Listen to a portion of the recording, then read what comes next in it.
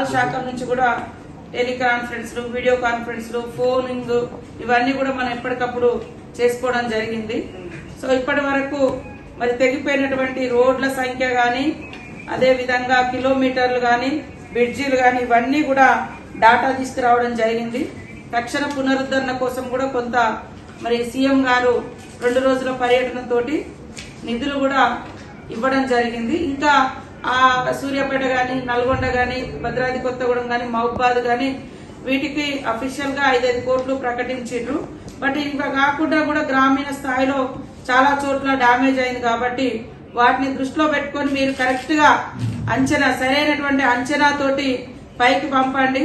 సరైన అంచనా కూడా రావాలంటే ఖచ్చితంగా మరి మీరు పర్యటన చేయాలి.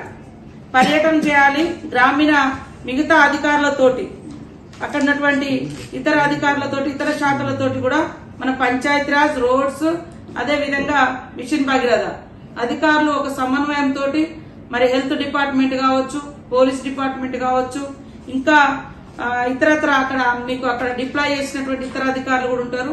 వాళ్ళతోటి కోఆర్డినేషన్ చేసుకోవాలి. ఇప్పుడు వర్షాలు అనేది రాష్ట్ర వ్యాప్తంగా మొదలైంది.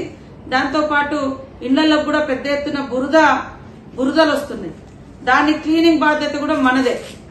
అసలైన తొలి వెలుగు. ఫాలో వాట్సాప్ @తొలి వెలుగు official.